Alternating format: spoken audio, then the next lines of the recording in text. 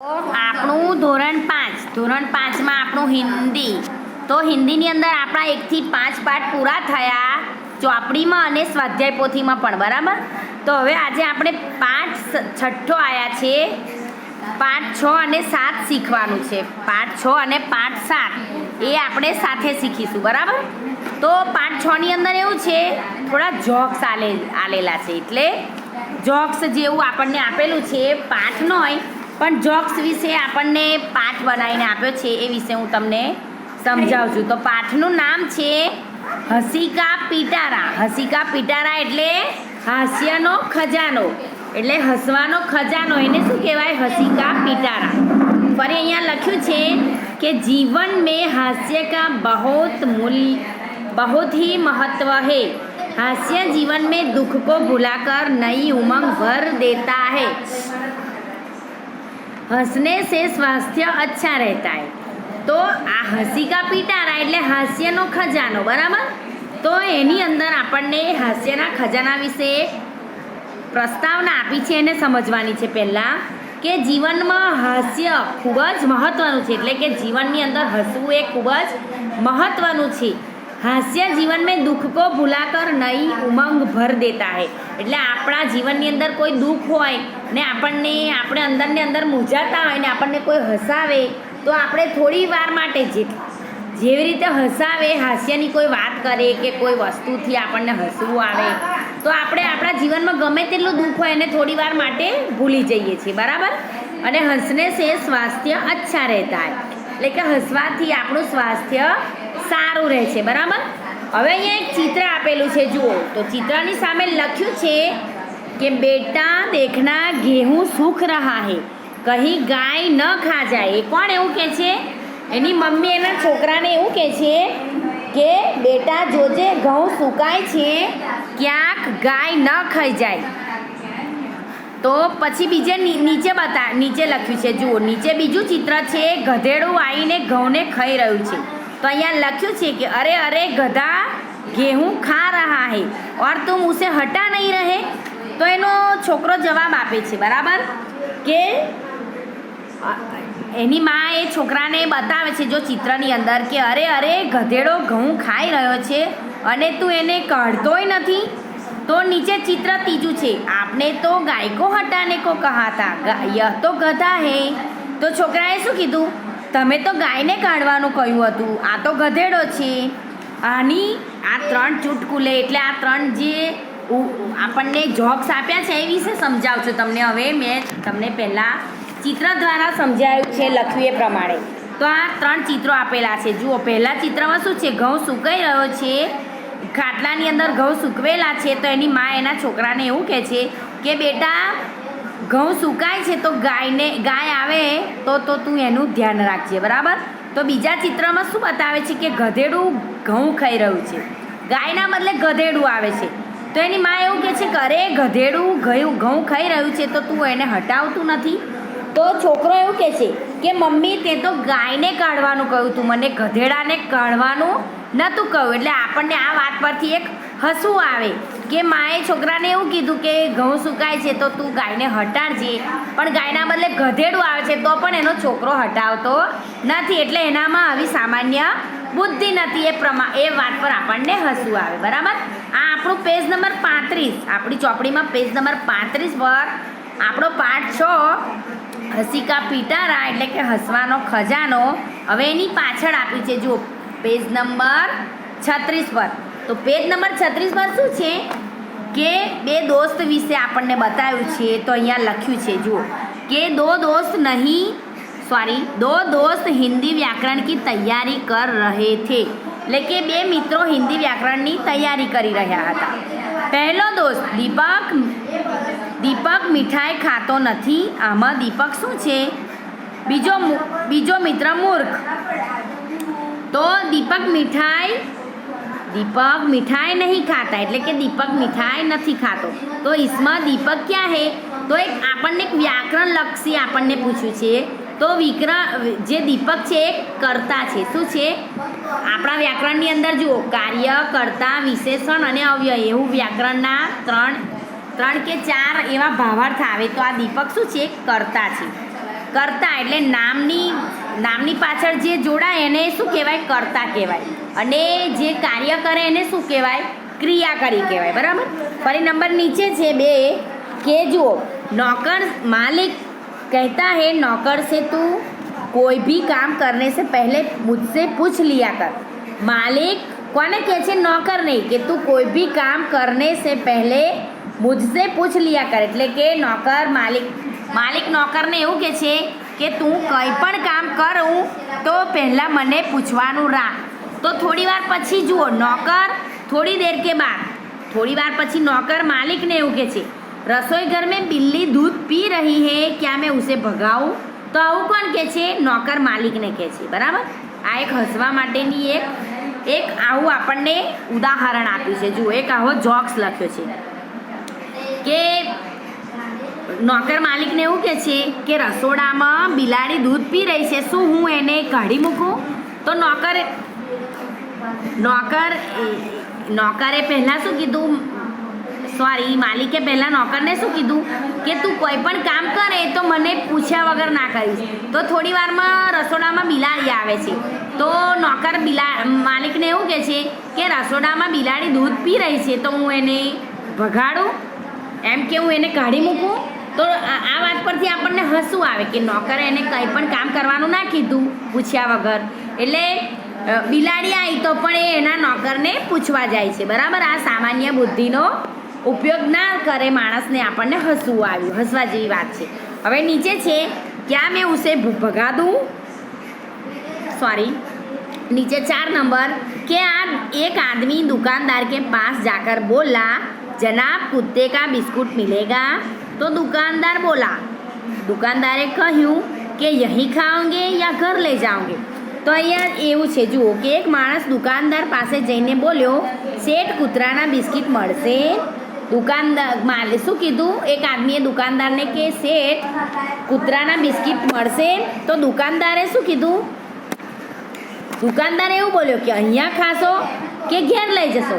એટલે જે માણસ હતો એ દુકાનદાર માટે શું લેવા ગયો? બિસ્કિટ. કોના માટે? કૂતરા માટે.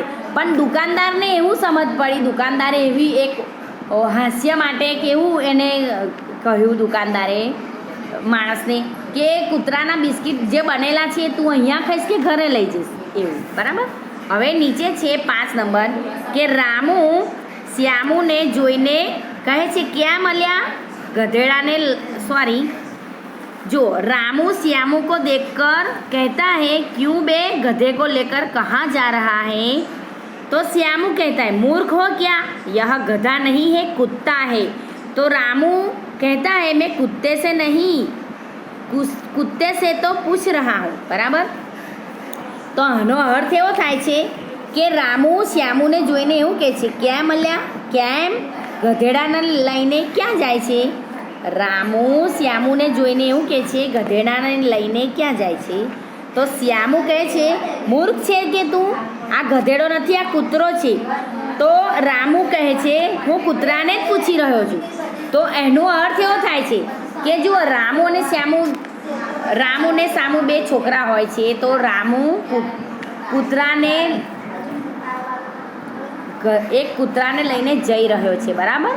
તો શ્યામુ એવું કહે છે, રામુને પૂછે છે, રામુ શ્યામુને જોઈને પૂછે છે કે તું આ ગધે કો લેકર કहाँ જાતા હે? તો શ્યામુ એવું કહે છે કે મૂર્ખ છું તું, આ ગધેડું નહીં કૂતરું છે. તો રામુ એવું કહે છે કે હું એ કૂતરાને જ પૂછું છું કે આ ગધેડાને લઈને ક્યાં જાય છે. એટલે ગધેડું કોણ? રામુ માટે શ્યામુને ગધેડો સમજે છે. બરાબર. એનો અર્થ એવો છે. હવે નીચે આપ્યો છે અભ્યાસ. તો અભ્યાસની અંદર આપણને આપ્યું છે कि बच्चों को अपना मनपसंद चुटकुला सुनाने के लिए कहे और प्रोत्साहित करे. चुटकुला એટલે ઉખાણા. તમને મનપસંદ ઉખાણા હોય તમે એકબીજાને કહો અને એનો આનંદ માણો. બરાબર. પછી નીચે છે પત્રિકા में से चुटकुले खोज कर पढ़िए. પત્રિકા એટલે આપણને આ જે પાઠ નંબર 6 આપ્યો છે એના જે આપણને ઉખાણા આપ્યા છે વાંચીને તમે એની સમજૂતી કરો. બરાબર. હવે નીચે લખ્યું છે निम्नलिखित शब्दों का विलोम शब्द ढूंढकर लिखिए. विलोम शब्द એટલે વિરોધાર્થી શબ્દ. તો આ વિરોધાર્થી શબ્દ આપ્યા છે એ આપણે વાંચવાના છે અને સમજવાના છે તમારે. બરાબર. તો આમની અંદર તમારે વાંચવાના અને ફરી સ્વાધ્યાય પોથીમાં આવશે એટલે હું તમને પૂરીને બતાવીશ. ફરી પેજ નંબર 37 જુઓ. તો પેજ નંબર 37 પર છે કે ઉપરયુક્ત વિલોમ શબ્દ પર આધારિત વાક્ય બનાइए. તો અહીંયા ઉદાહરણ આપ્યું છે, मैंने सोचा उत्तर सही होगा लेकिन वह गलत था. नंबर नीचे છે કે इन्हें और क्या कहते हैं छांट कर लिखिए. આ જે બે ખાનાની અંદર આપણને શબ્દો આલેલા છે એને શું કહેવાય કે વિમોલ શબ્દ છે કે સમાનાર્થી છે કે શું છે એ સમજવાનું છે. તો આ શું છે? વિલોમ શબ્દ છે, બરાબર. તો દોસ્ત, તો મૂર્ખ. સુબહ, દોસ્તનું વિમોલ શબ્દ શું થાય? મૂર્ખ. સોરી, દોસ્તનું વિમોલ શબ્દ મિત્ર થાય. સુબહનું શું થાય? પ્રાતઃકાલ. જુઓ, આ એક સમાનાર્થી શબ્દ છે. इन्हें और क्या कहते हैं छांट कर लिखिए. તો આ 4 શબ્દો આલ્યા છે, એક ખાનામાં બીજા ખાનામાં 4. તો આ સમાનાર્થી શબ્દ છે, એને આપણે સમજવાના છે. તો દોસ્ત એટલે મિત્ર, સુબહ એટલે પ્રાતઃકાલ, મૂર્ખ એટલે બેવકૂફ અને વક્ત એટલે સમય, બરાબર. હવે નીચે છે ઉદાહરણ કે દોસ્ત એટલે મિત્ર, પણ અહીંયા લખ્યું છે ઉપરયુક્ત સમાનાર્થી શબ્દ આધારિત વાક્ય બનાવીએ. તો આપણે એક ઉદાહરણ આપ્યું છે એને વાંચવાનું છે. રાજા और कालिदास अच्छे दोस्त थे. राजा और कालिदास अच्छे मित्र थे. તો આ સમાનાર્થી શબ્દ પર એક વાક્ય બનાવ્યું છે, બરાબર. હવે પેજ નંબર આપણું અહીંયા આપણા પાઠ 6 પર જુઓ. પાઠ 6નો આપણને જે ચુટકુલા આપ્યા છે હસીકા પિટારા, એનું અહીંયા બધો જે અભ્યાસ આપ્યો છે એ આપણો પૂરો થયો. હવે અહીંયા આપણો પાઠ 7 ચાલુ થયો. તો પાઠ 7ની અંદર આપણે પાઠ 7 આજે શીખીશું. પાઠ 6 શીખ્યા અને 7 પણ શીખીશું, બરાબર. તો પાઠ 7માં છે, જુઓ ચિત્ર આપેલું છે. પાઠ 7 પેજ નંબર આપણું 38. તો પેજ નંબર 38ની અંદર પાઠ 7 આપ્યો છે. પાઠનું નામ છે ખાના ખજાના. તો પાઠનું ચિત્ર આપેલું છે, એને આપણે નીચે જુઓ અભ્યાસ આપ્યો છે. ચિત્રની અંદર ચિત્રનું વર્ણન આપણે સ્વાધ્યાય પોથીમાં પૂરવાનું હશે, હું તમને શીખવાડીશ ફરી. પણ અહીંયા અભ્યાસ આપ્યો છે. પ્રશ્ન આપેલા છે 9. ચિત્ર દ્વારા 9 પ્રશ્ન આપ્યા છે, એને સમજવાના છે. હું તમને સમજાવું છું, બરાબર. તો અહીંયા લખ્યું છે નીચે, પહેલાં તમે ચિત્ર જુઓ. પાઠનું ચિત્ર આપ્યું છે, એનું કોઈ વર્ણન નથી. પાઠના આધારે 9 પ્રશ્નો આપ્યા છે, એના આપણે પ્રશ્નોના જવાબ સમજવાના છે. હું તમને સમજાવું છું. તો અહીંયા લખ્યું છે નંબર 1 પર કે માતા રસોઈ ઘર મેં ક્યાં કર રહી હે. તો આપણને દેખાય છે કે માતા રસોઈ ઘર મેં રસોઈ બના રહી હે, એટલે મમ્મી રસોડામાં રસોઈ બનાવી રહી છે, બરાબર. ફરી નંબર 2 નંબર પર લખ્યું છે દાદીમાં ક્યાં કર રહે હે. તો આપણને દેખાય છે કે દાદીમાં હાથ મેં પુસ્તક લેકર કુછ પढ़ રહે હે. એટલે આપણને ચિત્રમાં દેખાય છે કે દાદીમાં હાથમાં ચોપડી લઈને કાંઈ વાંચી રહ્યા છે, બરાબર. હવે નંબર 3 કે લડકા ક્યાં કર રહા હે. તો આપણને દેખાય છે ચિત્રમાં કે લડકા ખાના ખા રહા હે, એટલે એનો અર્થ કે છોકરો રસોઈ જમી રહ્યો છે, બરાબર. જમવાનું જમી રહ્યો છે, બરાબર. હવે નંબર 4 પેજ નંબર આપણું 39. તો નંબર 4 પર છે કે રસોઈ ઘર મેં कौन से बर्तन है. તો રસોઈ ઘર મેં જુઓ, તમારા ચિત્રમાં જોવાનું કે મટકા, થાલિયા, ડિબ્બા, ચમ્મચ, ડલિયા, જાર, કુકર, ગિલાસ, કેતલી આદિ બર્તન હે. તો રસોડામાં શું છે કે માટલું, થાળીઓ, ડબ્બો, ચમ્મચ, ડલિયા એટલે કે તગારું, જારો, કુકર, ગિલાસ, કીટલી, આ વગેરે આપણને રસોડામાં દેખાય છે. હવે નંબર 5 કે टोकरी में कौन सी सब्जियां और कौन से फल है. એટલે એક છાબડી છે, એમાં કેવા ફળ અને કેવું શાકભાજી છે, બરાબર.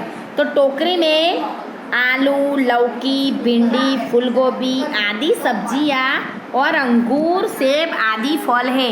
તો આપણને જુઓ છાબડીની અંદર દેખાય છે કે દૂધી, બટાકા, ભીંડા, ફૂલકોબી, કુબી, પછી ફ્લાવર, એવું બધું સબ્જી દેખાય છે. અને બાજુમાં છાબડીમાં શું છે, દ્રાક્ષ અને સફરજનનું ફ્રૂટ મૂકેલું છે, ફળ મૂકેલા છે, બરાબર. હવે નંબર 6 કે खिड़की से बाहर क्या दिखाई दे रहा है? तो खिड़की से बહાર બાદલ દિખાઈ દે રહા હે. તો જો અહીંયા તમને ચિત્રમાં દેખાય છે કે બારીની બહાર શું દેખાય છે? આમ સામેથી વાદળ દેખાય છે, બરાબર. હવે નંબર 7 કે अलमारी के डिब्बे में क्या क्या है? तो अलमारी के डिब्बों में अचार, तेल, दाल और मिर्च मसाले है. अलमारी એટલે અહીંયા જુઓ તમને રસોડામાં એક બાજુ પર ડબ્બા ગોઠવેલા છે. એમાં શું શું છે? તો આપણે વિચારવાનું કે ડબ્બામાં એના ઉપર ડબ્બોમાં અથાણું, પછી દાળ અને તેલ એ બધું મૂકેલું છે, સામાન મૂકેલો છે રસોડાનો, બરાબર. ફરી નંબર 8 કે आपके रसोई घर में क्या क्या है जो इस रसोई घर में नहीं है? તો આપણે આપણા રસોડાનું બોલવાનું, આપણા પોતાના ઘરનું રસોડું હોય એમાં આપણે જે વસ્તુ હોય એને જોઈને આપણે લખી શકીએ છીએ જવાબમાં કે हमारे रसोई घर में स्टैंडिंग, किचन का प्लेटफॉर्म, पानी का नल, छलनी और एक्वागार्ड है जो इस रसोई घर में नहीं है. તો આપણા રસોડામાં કેવું છે? આપણું રસોડું ઊભું છે. સ્ટેન્ડિંગ કિચન એટલે ઊભું રસોડું. આપણા ઘેર હમણાં તો અહીંયા ચિત્રમાં નીચેનું રસોડું છે. જુઓ ગેસનો ચૂલો નીચે મૂકીને માતા રસોઈ બનાવી રહી છે એવું ચિત્ર બતાવ્યું છે. પણ આપણા ઘેર કેવું રસોડું છે? ઊભું.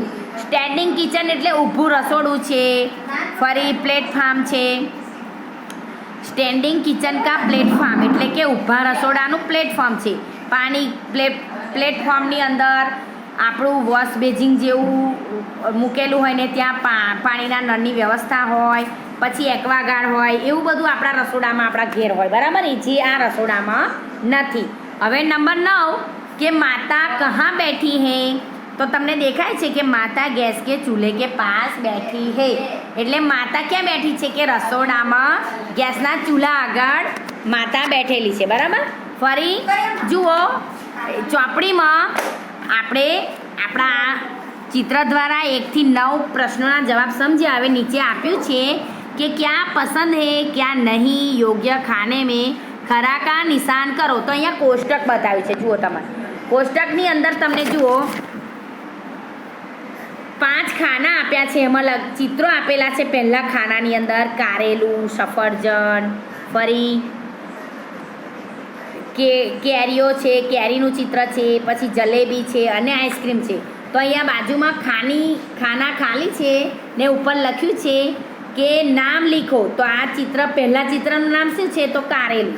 ફરી બીજામાં સેબ, ફરી આમ, ફરી જલેબી અને આઈસ્ક્રીમ એવા નામ લખવાના છે.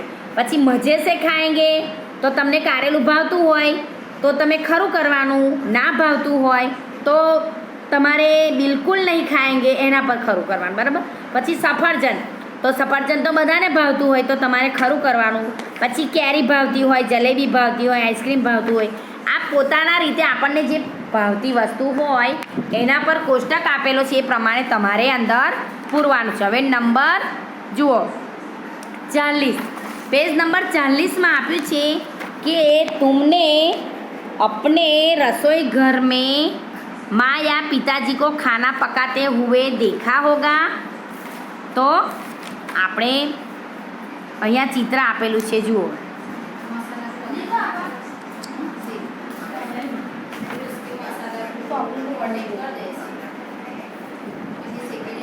તો અહીંયા લખ્યું છે ચોપડીમાં. તો જુઓ અહીંયા पेज नंबर 40 पर तुमने अपने रसोई घर में माँ या पिताजी को खाना पकाते हुए देखा होगा. जरा बताओ तो कैसे बनता है? तो અહીંયા આપ્યા છે 3 નંબર કે બેસન સે પકોડે. તો બેસનના પકોડા કેવી રીતે બનાવીએ? તળીને, બરાબર. પછી ઘેઉં સે રોટી, તો ઘઉંની રોટલી કેવી રીતે બનાવાય? શેકીને. ફરી દૂધ સે ચાય, તો ચા કેવી રીતે બને? ઉકાળીને, બરાબર. હવે એવું સમજવાનું છે આપણે કે આપણા રસોડામાં મમ્મી કે પપ્પા, મમ્મી એકલી જ ખાવા ના બનાવે, કોઈ વાર કોઈના પપ્પા પણ ખાવા બનાવતા હોય, મમ્મી ના હોય, મમ્મી બહાર ગઈ હોય કે મમ્મી બીમાર થઈ હોય તો આપણા પપ્પાને આવડતું હોય આપણા પિતાજીને, તો આપણા પિતાજી પણ બનાવી શકે છે.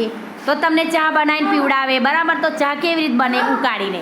રોટલી બનાવે તો રોટલી શેકીને બને, બરાબર. પછી ભજીયા બનાવતા હોય તો ભજીયા તળીને બને. એવું આપણને આ સમજૂતી આપી છે. હવે નીચે આપ્યું છે કે चित्र में माँ को खाना बनाते हुए दिखाया ગયા હે. તો કયા ચિત્રમાં? આપણા પેજ નંબર 38માં આપણને જુઓ દેખાય છે કે માતા ખાવા બનાવતી આપણને બતાવી, બરાબર, રસોઈ બનાવતી બતાવી છે. તો પછી પ્રશ્ન પૂછ્યો છે કે क्या खाना बनाना केवल माँ का ही काम है? नहीं. तो बताओ और कौन कौन खाना बना सकते हैं? આપણને આવો પ્રશ્ન કર્યો છે કે તમારા ચોપડીની ચિત્રની અંદર ખાવા માતા બનાવતી બતાવે છે, પણ તમારા ઘરે તમારી મમ્મી સિવાય કોણ કોણ ખાવા બનાવે છે? તો આપણે બોલી શકીએ, લખી શકીએ કે ખાના બનાના કેવલ माँ का ही काम नहीं है. પિતાજી બી બના सकते, ભાઈ, ભાભી, મેં એટલે પોતે, આપણે જાતે પણ બનાવી શકીએ આપણને કશું આવડતું હોય. હવે તમે 5માં ભણો છો એટલે તમને ચા કે રોટલી એવું તો કંઈ બનાવતા આવડતું હોય, મેગી છે કે કંઈ પણ નાનો નાસ્તો બનાવતા આવડતો હોય તો તમે જાતે પણ બનાવીને ખાઈ શકો છો. આપણી મમ્મી બીમાર હોય, બહાર ગઈ હોય ને આપણને ભૂખ લાગી હોય તો મેગી બનાવીને આપણે જાતે પણ ખાઈ શકીએ છીએ. એવું અહીંયા એક ઉલ્લેખ આપ્યો છે, એ સમજવાનો છે આપણે. તો આમાં લખ્યું છે કે ચિત્રમાં माँ को खाना बनाते हुए दिखाई गया है, क्या खाना पकाना केवल माँ का ही काम है? એવો પ્રશ્ન કર્યો છે. તો નહીં. તો બતાવો और कौन कौन खाना बना सकता है? તો આપણે આપણી રીતે બોલી શકીએ કે પિતાજી પણ બનાવી શકીએ, ભાઈ પણ બનાવે, આપણા મોટા ભાઈ ઘરમાં હોય આપણાથી મોટા, તો આપણે ચા પીવી હોય, આપણે નાસ્તો કરવો હોય તો આપણી મમ્મી ના હોય હાજર કે બીમાર હોય, બહાર ગઈ હોય તો આપણો ભાઈ આપણને ચા અને રોટલી બનાવીને આપણને કંઈ નાસ્તો બનાવીને ખવડાવી શકીએ. પછી ભાભી બનાવી શકે, ફરી આપણે જાતે પણ કંઈ બનાવી શકીએ અને બહેન પણ બનાવી શકીએ, એવું આપણે સમજવાનું છે, બરાબર. હવે જુઓ આ પેજ નંબર 40 પર આપણને ચોપડીમાં આ સમજૂતી આપણી પૂરી થઈ આપણા પાઠ વિશે. હવે નીચે આપ્યું છે કે નીચે દિए गए चित्र को देखकर कहानी बनाइए. તો અહીંયા 4 ચિત્રો આપેલા છે. જુઓ ચિત્રોની અંદર આપણે જોવાનું છે કે પહેલા ચિત્રમાં શું બતાવ્યું છે? 2 ભાઈ ઝઘડતા બતાવ્યા છે, બરાબર, અને એના પપ્પા સૂતેલા છે. બીજા ચિત્રમાં શું છે? એ 2 ભાઈ, એક ભાઈના હાથમાં લાકડીનો ભારો છે ને બીજો ભાઈ ઊભો છે ને એના પપ્પા સવાલ કરે છે. ફરી ત્રીજા ચિત્રમાં શું છે? લાકડીઓ છે એને તોડી રહ્યા છે, બરાબર. હવે ચોથા ચિત્રમાં એવું એક લાકડી તોડી રહ્યા છે ત્રીજા ચિત્રમાં, ને ચોથા ચિત્રમાં લાકડીઓનો ભારો છે એને તોડી રહ્યા છે એવું ચિત્રમાં દેખાય છે. તો એ વિશે આપણે એક કહાની સમજવાની છે, હું તમને સમજાવું છું. તો કહાની એવી છે કે જુઓ આ ચિત્રો પરથી એક કહાની, એક વાર્તા બનાવવાની છે આપણે. તો હું વાર્તા તમને સમજાવું છું. એ વાર્તા આપણે અત્યારે સમજવાની છે અને ફરી સ્વાધ્યાય પોથીમાં તમારે પૂરવાની આવશે. હું તમને પૂરીને બતાવીશ, એ પ્રમાણે તમારે લખી લેવાની. પણ અહીંયા આપણે એકવાર વાર્તા સમજીશું આ ચિત્રની. તો અહીંયા વાર્તા એવી છે कि कमालपुर नामक एक गांव था, उसमें एक बूढ़ा किसान रहता था। उनका नाम रामू चाचा था। रामू चाचा खेती करते थे। उनके 2 बेटे थे, वे दोनों आपस में झगड़ते रहते थे। रामू चाचा वह देखकर बहुत चिंतित थे। उन्होंने अपने बेटे को बहुत समझाया पर उन पर इसका कोई असर नहीं हुआ। એટલે કે કમાલપુર નામનું એક ગામ હતું, એમાં એક ખેડૂત રહેતો હતો. તો ખેડૂતના 2 છોકરા હતા. એ છોકરાઓ હંમેશા ઝઘડ્યા કરતા હતા. તો એના પિતાજી એ બંને છોકરાઓને સમજાવતા હતા પણ એમની વાતની કોઈ અસર પડતી નહોતી. ફરી છે कि एक दिन रामू चाचा को इस समस्या का एक उपाय सूझा। उन्होंने अपने दोनों बेटों को बुलाया। बड़े बेटे को लकड़ियों का एक गठरा लाने के लिए कहा। ले एक दिवस रामू चाचाए शू कर्યું, एक उपाय सूझ्यो एमने। एक बंने छोकरा हमेशा झगड़ा करता था तो एमने एक युक्ति सूझी, एक एवो उपाय सूझ्यो। तो एमने बंने छोकराओने बोलाया अने मोटा छोकराने एवुं कीधुं कि लाकड़ीनो एक भारो लई आव। तो रामू चाचा ने दोनों को गट्ठा खोलकर एक एक लकड़ी तोड़ने के लिए कहा। दोनों लड़कों ने बड़ी आसानी से एक एक लकड़ी तोड़ डाली। अब दोनों बेटे को लकड़ियों का गट्ठा बारी बारी से तोड़ने को कहा। दोनों लड़कों ने खूब ताकत लगाई पर वे लकड़ियाँ का गठरा नहीं तोड़ सके।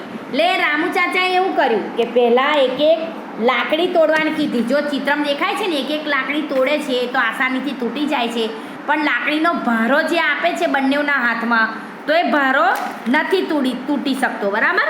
હવે નીચે છે જો ચિત્ર ચોથું, એમાં દેખાય છે कि रामू चाचा ने उन्हें सीख देते हुए कहा, तुम दोनों मिलजुल कर रहोगे तो मजबूत बनोगे और लड़ते रहोगे तो कमज़ोर बनोगे. उसी दिन से दोनों भाई मिलजुल कर रहने लगे. रामू चाचा की खुशी का ठिकाना न रहा. એટલે રામુ ચાચાએ એમને એક યુક્તિ સુજાડી છોકરાઓને કે જબ એક લાકડીનો ભારો લઈ આવો. લાકડીનો ભારો લાવ્યા પછી છોકરાઓને એક લાકડી આલી અને કહ્યું કે લો આ લાકડી તોડો, તો આસાનીથી તૂટી ગઈ. ફરી સમજાયું કે હવે આ લાકડીનો ભારો આખો આપું છું, એ તમે આખો તોડો. તો લાકડીનો ભારો આખો હોય એ તો કોઈથી એકદમ ના તૂટી શકે, એક વાર લાગે તૂટતા.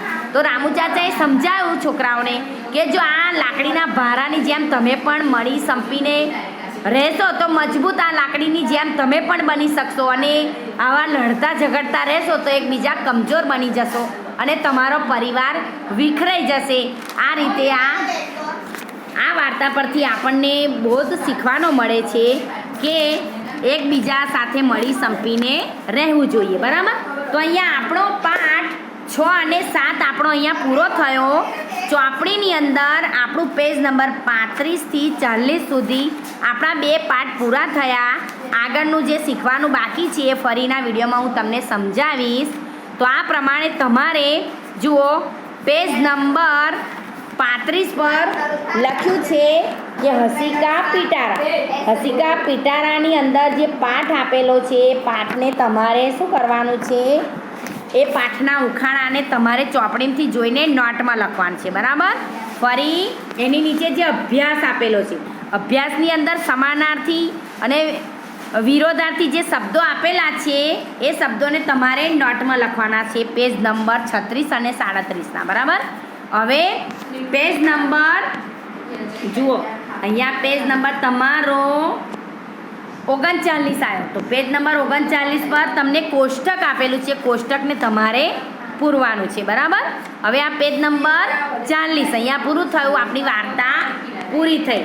તો મેં તમને સમજાવ્યું એ પ્રમાણે તમારે ચોપડીમાં પૂરી લેવાનું અને ફરી આગળ બીજું શીખીશું. ચલો, અસ્સલામ વાલેકુમ બેટા.